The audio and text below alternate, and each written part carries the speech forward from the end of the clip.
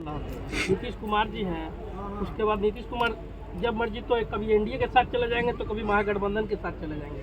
BJP भी वही है, आरजेडी भी वही है, जेडीयू भी वही है, तो फिर कौन सा बदलाव होगा? नहीं, देखिए, अगर आप मेरा नजरिया जानना चाहते हैं, मैंने कहा जनता चाहती है कि बदलाव हो। क्या बदलाव हो ये तो स्पष्ट नहीं है, किस तरह का बदलाव है। जहां तक जनसुराज की अपनी सोच है कि बदलाव किसी, जैसा आपने ठीक कहा, किसी एक व्यक्ति के बदलाव से, एक दल को हटाकर दूसरे दल के लाने से बिहार में बदलाव नहीं होगा। आपको इसके मूल में जाकर समझना होगा कि बिहार में स्थिति है क्यों, आखिर बिहार में ये स्थिति क्यों है। ऐसा नहीं है कि नेता सब खराब है।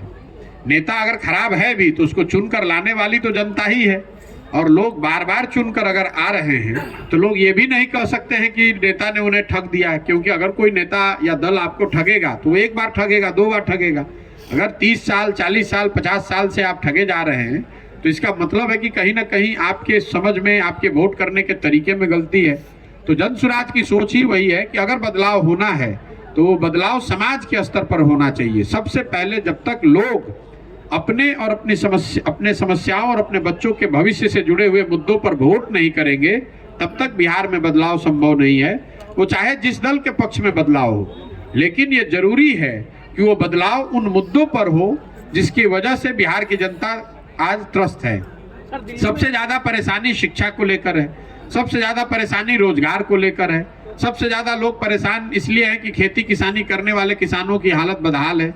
लेकिन जब वोट होता है तो वोट शिक्षा पर नहीं होगा, वोट रोजगार पर नहीं होगा, वोट खेती किसानी पर नहीं होगा, वोट होगा जात पर, वोट होगा धर्म पर, वोट होगा भारत पाकिस्तान पुलवामा पर, वोट होगा लालू जी के डर से भाजपा को और भाजपा के डर से लालू जी को।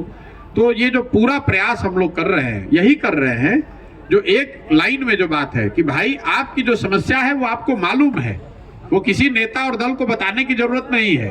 आपको ये मालूम है कि आपकी समस्या क्या है, लेकिन आप उन समस्याओं पर वोट कर ही नहीं रहे हैं। आप उन समस्याओं पर, अगर आप बदलाव चाहते हैं तो जो आपकी समस्या है या आपके बच्चों के भविष्य से जुड़ा हुआ जो मामला है उस पर वोट कीजिए, निश्चित तौर पर बदलाव आपको दिखेगा। सर, दिल्ली में जिस तरह केजरीवाल जी आए हैं, सर आप मुख्यमंत्री बनने के लिए घूम रहे हैं क्या? नहीं भाई, जब हमने दल ही नहीं बनाया है तो मुख्यमंत्री बनने की कहां सी बात है। ये जो अभियान हम लोग चला रहे हैं, मेरी अपनी समझ ये है कि जैसा मैंने अभी बता रहा था कि बिहार में अगर सुधार करना है तो जब तक समाज के स्तर पर यह प्रयास नहीं होगा तब तक आप राजनीति में कोई आमूलचूल परिवर्तन नहीं ला सकते हैं। मुख्यमंत्री को बदल देने से या एक दल को हटाकर दूसरे दल को ला देने से अगर बिहार सुधरना होता तो पिछले 50 वर्ष में तो आपने सारे दलों की सरकार देख ली, आपने इतने मुख्यमंत्री देख लिए। 1967 के बाद, 1967 के बाद बिहार ने 30 अलग अलग सरकारें देखी हैं। ऐसा तो आप नहीं मान सकते हैं कि 30 जो मुख्यमंत्री अलग अलग बने वो किसी में क्षमता नहीं थी, किसी की सोच नहीं थी। तो कहीं ना कहीं जब तक आप समाज के स्तर पर इन चीजों को नहीं सुधारेंगे, बिहार के लोग जो इन चीजों से खुद त्रस्त हैं, इन विषयों पर जब वोट नहीं करेंगे तब तक बिहार को कोई व्यक्ति या मुख्यमंत्री नहीं सुधार सकता है। अगर बिहार को सुधरना है तो लोगों को जिम्मेवारी लेकर अपने विषयों पर, अपने बच्चों के भविष्य पर वोट करना होगा, तभी बिहार सुधरेगा। तमिलनाडु पर, बिहारियों पर जो हो रहा है, रोजगार नहीं है, स्कूल नहीं है, बिजनेस जो भी नहीं है। अच्छा, वो चुनाव का समय आता है तो आपकी सरकार बनवाए थे तमिलनाडु में, जैसे मोदी सरकार मान लिया जाए, वही से खेल शुरू होता है कि ना राम मंदिर वही बनाएंगे, ये बनाएंगे, वो जातिवाद तो वही शुरू होता है। तो आखिर अब ये लोग कितना जागरूक हो पाएंगे? मजबूत लोगों के हाथ मिट्टी में नहीं। ऐसी देखिए, ये जो बात है मजबूत लोगों की, तो मेरा ऐसा मानना है कि लोकतंत्र में जनता से मजबूत तो कोई नहीं है। जहां तक ये इल्जाम है कि नेता जो है वो जातिवाद कर रहे हैं या दल जातिवाद कर रहे हैं, ये बात ठीक नहीं है। मैं रोज मन से कहता हूं, आपको भी कह दे रहा हूं, बिहार में नेता जात की राजनीति नहीं कर रहे हैं। नेता तो अपने परिवार और स्वार्थ की राजनीति कर रहे हैं। जाति में तो आप और हम फंसे। मान लीजिए कि अभी आपसे पूछेंगे कि जाति की राजनीति कौन कर रहा है, तो बहुत लोग आप में से कहेंगे कि राजद जो पार्टी है वो जाति आधारित राजनीति करते हैं, लालू जी जात की राजनीति कर रहे हैं। मैं रोज मन से कह रहा हूं कि लालू जी जात की राजनीति कर ही नहीं रहे, राजद जात की राजनीति नहीं कर रही है।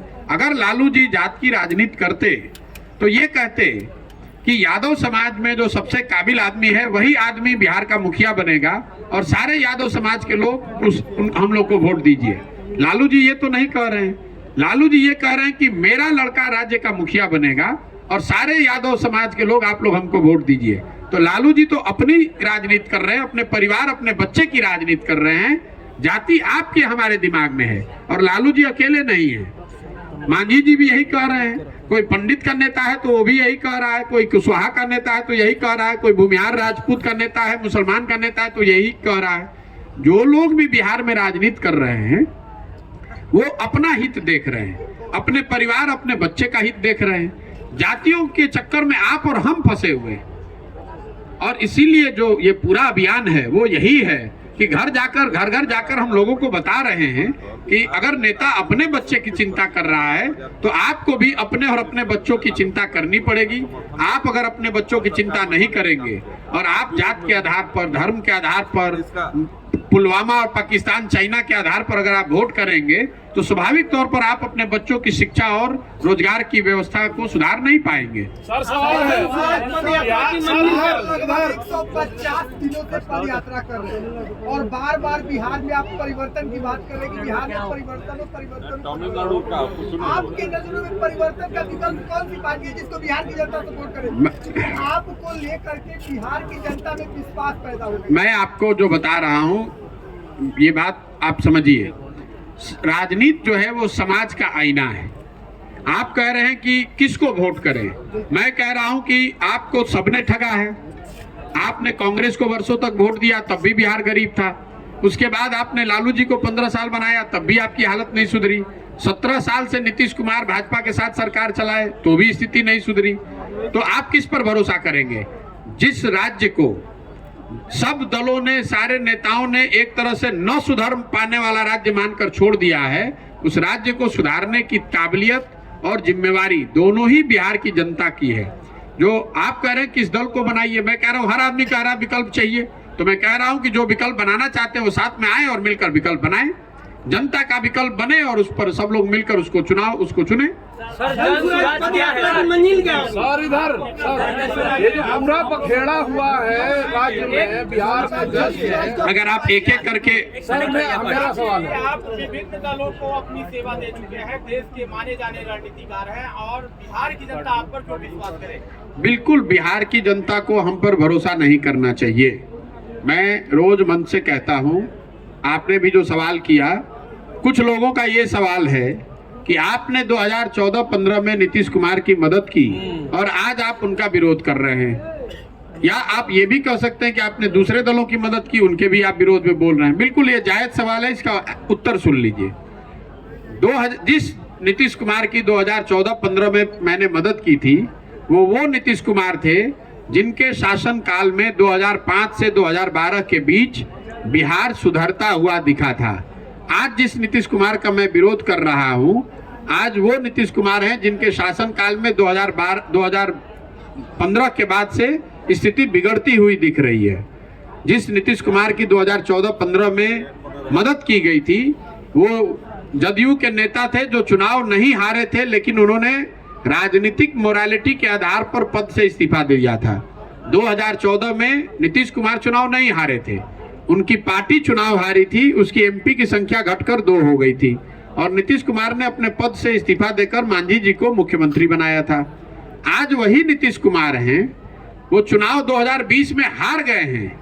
243 की विधानसभा में उनके पास सिर्फ 42 विधायक हैं, फिर भी कोई ना कोई जुगत लगाकर, चाहे राजद से गठबंधन बना लें या कमल का हाथ पकड़ लें, किसी भी तरीके से उस कुर्सी पर फेविकॉल लगाकर, जुगाड़ लगाकर बैठे हुए हैं।